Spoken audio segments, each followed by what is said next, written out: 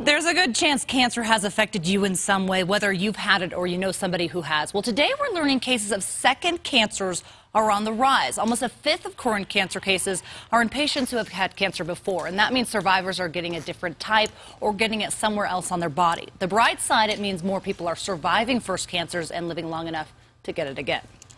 A new cancer treatment seems to be shrinking tumors fast. Doctors right here in Denver discovered a cancer-causing gene and found drugs to fight it.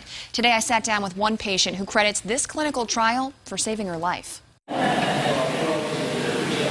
Waiting for answers is one of the hardest parts of battling cancer. And every single time it's, please, please, please, let nothing grow, let nothing come back. Nicole Miller thought her time was almost up.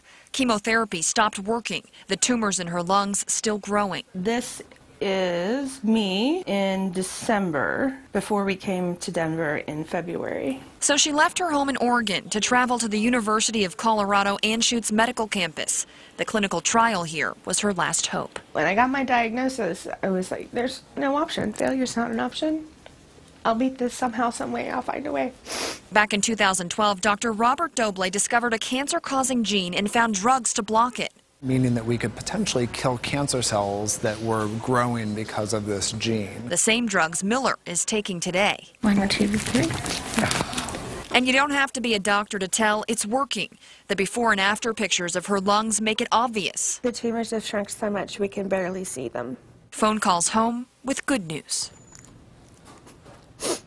It's amazing. She had very extensive tumor involvement in both lungs, and now it's very hard to even find areas of tumor involvement in either lung. Miller's the first patient in the trial with the abnormal gene. Dr. Doble says her case proves what he discovered in the lab will work in humans. But Miller says it's not just about her. She's buying time for other patients who may have given up hope. It's amazing. It's given me back my future.